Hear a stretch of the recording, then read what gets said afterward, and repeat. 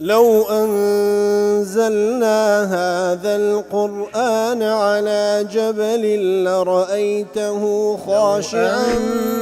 أنزلنا هذا القرآن على جبل لرأيته خاشعا أنزلنا هذا القرآن على جبل لرأيته خاشعا متصدعا من خشية وتلك الأمثال نضربها للناس لعلهم يتفكرون.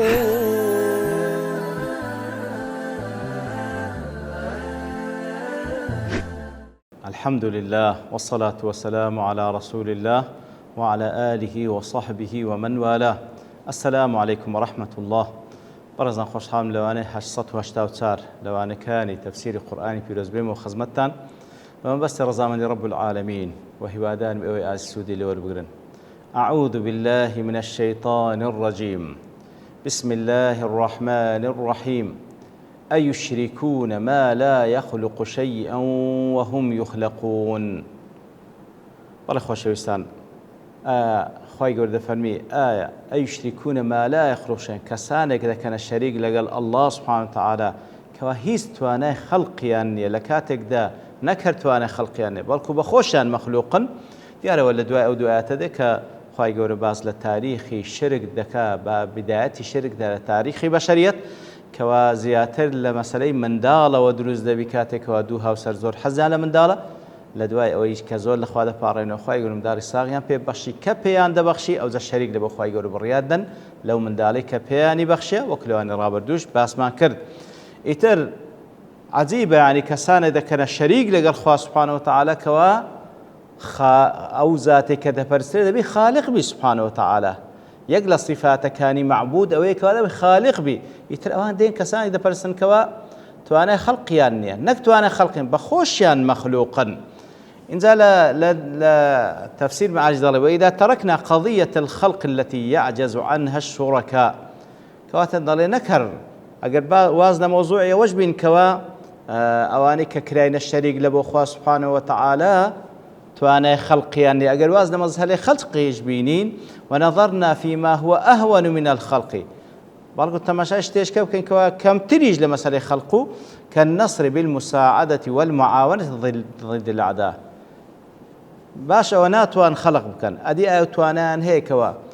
يارمتي كسانيك بدن ويكوا لدجي دجمنا كان يسر كوتبا فهل تملك الشركاء شيء من ذلك لمن يعبدها ويدعوها أواني كوا شريك دا برستن أواني كوا يتقربون إليهم بالقرابين قرباني لبو فرسراونا حقاني عندن أو فرسراونا حقانا توان سركوتنيا بي بشنو يارمتيان بدن نكهر توان خلقيانيا لا والله أمدا آتي دواتر ديتن دفن ولا يستطيعون لهم نصرا ولا أنفسهم ينصرون كواتا أواني كوا ديان كان الشريك لبو الله تعالى سبحانه وتعالى توانا خلقياني وبخوشان مخلوقا ولا يستطيعون لهم نصرا وكل تفسير قاسم أي لعبدتهم إذا حزبهم أمر كواتا أو فرسترا وبنا حقانا ناتوانن نصر لبو أوان بينن سركوتن لبو أو كسان بين كوا أوان دا فرستن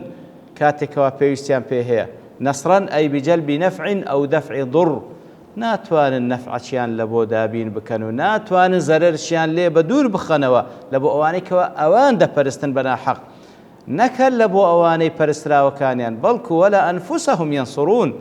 كواتا نكل لبو أوان برسترا بنا حق كان لبو أواني كأوان دا برستن ناتوان هز نصرة شيان لبو دابين بكن نقلبوان لبو خودي خوشان ناتوانن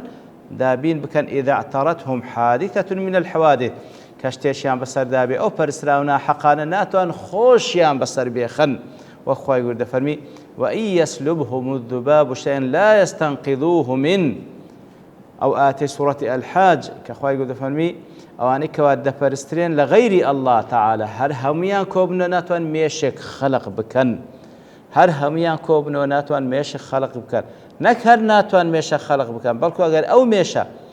بشێک لە خواردنیان لێ بە هەر هەموویان ناتوان ئەو بەش خوارد نەشی لێ وەربگرنەوە ناتوان أو باش خوار نش اللي ورقون لويدا في ضعف الطالب والمطلوب براستيز لاوازا أو كطالبة برسرا بنا حكانو أو كوا مطلوبة كش كوا ميشكية وارها وكو إبراهيم عليه الصلاة والسلام كان الخليل عليه الصلاة والسلام يكسر أصنام قومه ويهينها غاية الإهانة. لو إبراهيم عليه الصلاة والسلام بتو صنمكاني دا برستو إهاني دا كردن أو بتو صنمان نكلبو برست أواني كديان برست نيسان لبو خودي خوشان نيسان بين ذكرك ودفاع لخوب كان ساوكو لهل تفسير قاسمي دلا ابن كثير باز لودكاتن كوا معاذي كري عمري كري جموح ومعاذي كري جبل خوان لرازيبي كاتك وأودو مسلمان بون كاتك هاتنا خزمت بيغمبر صلى الله عليه وسلم لمدينة يتر أودو جنز بون ضل كان يعدوان في الليل على أصنام المشركين أودوان بشو دتون هيرشان دبر هيرشان دبر دسر بتوصنا مكاني كمشركان ديان برستن دانش كان دن ويتخذانهما حطبا للأرامل بتوصنا مكاني عند برستو أو إلا بيكري داري زورسكرابا أو داريان بارس ذكر دان هنا لبويكوا بيوجنا كان لو خوان بيستينو خواردنوش تبيلي بنين ليعتبر قومهما تاوكو قوم كان بندو آمجاولو انكو تمشاكن فاسرابنا حكان تواناي دفاع كردنيان لخوشيان وكان لعمرو بن الجموح يقلو أنا عمري كوري جموح بكوا قوري قومكي خويبو صنميشي هبو بتو صنميشي هبو كوا دي برستو بوني خوش دكر يتر أواني الشوان دهاتن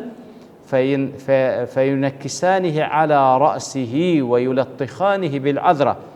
كوات عمرو كرجما أو بتو صنمي ريز ليدنا وبوني خوش دكر أواني دهاتن بشوت سيان دكر أو بتو صنم أو صنميويان لسسري دادنا يعني بابني وريان دجرا سرسري أو بتو صنمي وهروها بيسيان دكر ببيساي فيجي عمرو بن الجموح عمرو كرجما كدهات فيرى ما صنع به تمشى الكتيبة سرهندرة فيغسله ويطيبه تهاد دي ششتو بوني خوش ذكردو ويضع عنده سيفا شمشيرش للاي دادنا وبيدقو انتصر اگر هات انت عدال بكن دفاع لخود بك دي اخوانية والعياذ بالله ثم يعودان لمثل ذا اواني جاهت النفس كاريان بسر داده هناوه دي سانج اوش دبوس بيني خاون دكرو حتى اخذاه مره حتى زارشان هات نسيان كر او بتيان برد فقرناه مع كلب ميت هاتن بستانه وببتك لقل سقيشي مردار بوا ودلياه في حبل في بئر هناك إنزا بو حبله أو سقو أو بتيان كوابيكو بستابوا شوريان كردوا لناو بيريك كاتك وعمري كوري جموحات أو حالتي بيني بتساوي خوي أو ذاتي جيش براسي دينكي باطلة تاوكو بيت شعرك دلت تالله لو كنت إلها مستدا لم تكو والكلب جميعا في قرن براسي أجر أتبرستراويش ببرستراويش الزليلي أجر برستراو باي أتو سجك بيك وندى بسترانوا يتر تيجيش كوا فعلا نكره هيتي بيناك لواني كوا دي برسن لبو خوشان هيتيان بيناك ليه فاشتان مسلمان بو عمرو كوري جموح خايل رازي بيتن مسلمان بو وحسن إسلامه ويكي إلى الصحابة كان في غمس صلى الله عليه وسلم إسلامتي شرك بيتشي في هذا ذكر للروج أحدش كجرا يقلو كسان بكوا لشهداء أحدا رضي الله عنه وأرضاه زشمي دلي أو آتا بلغي لسر على أن المستحق للعبادة الذي يخلق وينعم ويقدر على النفع والضر هو الله تعالى أو ذاتيك وشاني برستنا أو ذاتيك وخلق دكا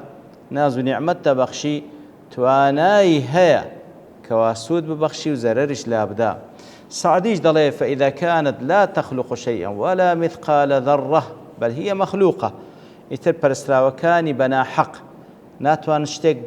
دروست بکەن ئەگەر مسقال ذرەیەکیش بێ بەڵکو بەخۆی مەخلوقە ولا تستطيع أن تدفع المكروه عمن يعبدها وناتواني لو كساني كوا پەرستنیشی لۆ ئەنجام دەن شتێک و زەرەرێک لابدە بل ولا عن نفسها لنفسي خوش ناتواني أو اشتلابدا فكيف تتخذ مع الله إلها يترو كودا كريتا برستراو لقال خواب برسي والعياذ بالله إن هذا إلا أظلم الظلم براستي شريك بالرياردان لبو خواه سبحانه وتعالى قولتلين ظلمة وأسفه السفه لحمو قمجة يش قمجة له وكو خواه يقول طبعا لسورة البقرة جدا فرمي هر كسيق لملة إبراهيم لا بدا ومن يرغب عن ملة إبراهيم هر كسيق لملة إبراهيم ودين إبراهيم كودين توحيد لا بدا إلا من سفه نفسه إلا أو كسيك وخوي قمجة دكا أجنا كو أتو لقال الله تعالى غيري الله دفرستكات لكاتك دكا بخوي مخلوقه هيتي شي بينا كري وكل تفسيري معارج جدلاء فإذا كان المشركون يعبدون آلهتهم من دون الله كاتك ومشرك كان فرسرابنا حقانا دفرستن لبرسي لينصروهم على أعدائهم في حروبهم وصراعاتهم دوي أواني أن دفرستاوكو لسر دجمنكانيان أو بيتن يارمتيان بدا لدجي دجمنكانيان ونصرتيان بيبخشي فالواقع الثابت بالتجربة أن النصر لا يكون إلا من عند الله بلان بواقع أو ثابتة بتجربة واقعة بتجربة ثابتة أو كوا نصر السركة إلا للان خواوي أو بريالة وكل القوى الغيبية من الجن والملائكة وأرواح الموتى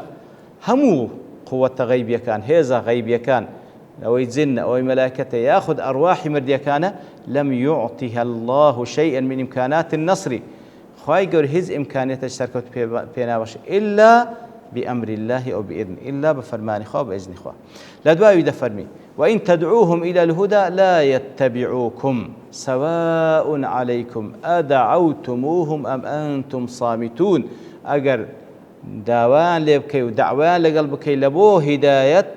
نايا شوين كوتينغو نابا سواء عليكم ودعوتموهم أم أنتم صامتون يتر وكويك لاوان هوردو حالت دعوان لقلبك يانغو بيدانغ من دعوان لقلنا كان وكل تفسير قاسم دروين تدعوهم أيها المشركون إلى الهدى أي إلى ما فيه رشاد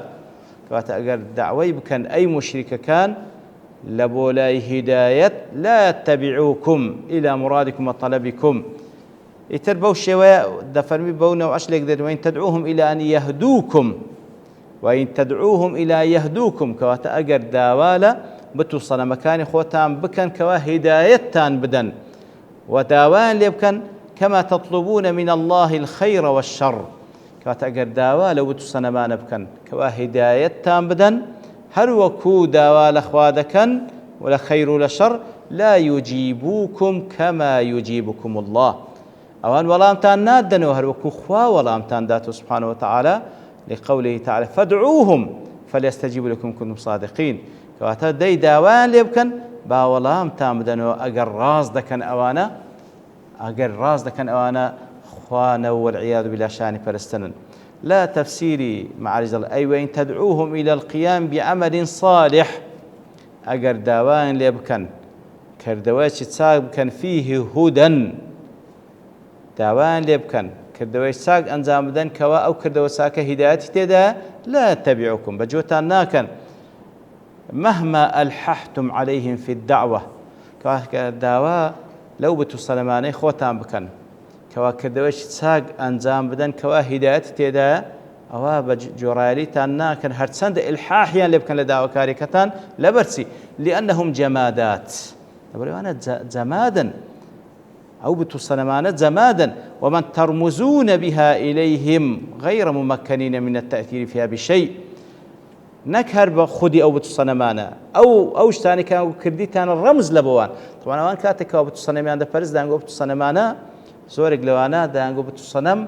رمزك لبو ملائكة كتسي إخوة والعياذ بالله لو ديان فرستين تاو كل إخوة ما نزيب كاتو كواتا نكهر خودي صنمك أو كوا رمزي شلبو صنمك أو زين ملائكتك أوان ما بستيانا أوانيش هيتيان بينا كري غير ممكنين من التأثير فيها بالشيء هيتس توانا تشاني كابتوان شتاق أنزام بدن أو زا أجر زنبي أم تزعمون أنه من الملائكة أم كانوا أرواح موتى يعني دا نقول روحي بياو صالحانا كواتا أجر زنا أجر ملائكة أجر روحي بياو صالحانا هيتس يان بيناك للبودان ولو أراد بعضهم التأثير ككفار الجن أجر هندك لو أناش كوا هوليش بدا كوا تأثيرات يقدروا كوكو زن كافر كان. وذكر الله عز وجل دعوتهم إلى الهدى مع أن دعوتهم لأي عمل آخر ولو لم يكن فيه هدى هو مثل دعوتهم إلى الهدى في أنهم لا يتبعون الداعي. كواتە لە بۆ هیچ شتێک کە داوایان لێ بکەی ئەو پەرسرا بە ناحەقەکان ناتوان ئەنجامی بدەن. بەڵام خوای دەفەرمێ ئەگەر داوایان لێ بکەن کەەوە ئەو داواکاریە هیدایەتی تێدایە، کاری چاچ تێدایە، لأن الله عز وجل لا يذكر من احتمالات الأمثلة إلا ما فيه خير وهدى وعمل صالح. لو خوای گەورە دەفەرمێ ئەگەر لە بۆ کارێک داوایان لێ بکەن کەوا هیدایەت و کردەوەی چاچ تێدایە، چونکە خوای گەورە دائما مثال بە کردەوەی چاک دەینیتەوە و ئەو پەرستراوەش کە کەسێک دەیپەرستی پێ هەر عابدەکە داوای لەکە کردەوەی چاشی لە بۆ ئەنجام بداتن، ئیتر ئەوانە هیچیان پێ ناکرێ سەواء خودی بتو سەنەمەکە یان ئەوەی ڕەمزە لە بۆ تو سەنەمەکە ئەو ڕەمزە مەبەستی لە مەلایکەتە یاخود لە جنە یاخود لە ڕوحی مردێکیە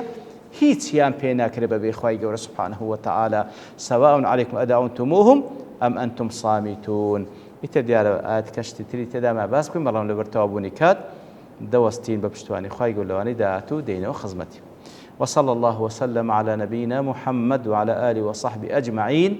وآخر دعوانا الحمد لله رب العالمين. لو أنزلنا هذا القرآن على جبل لرأيته خاشعا أنزلنا هذا القرآن على جبل لرأيته خاشعا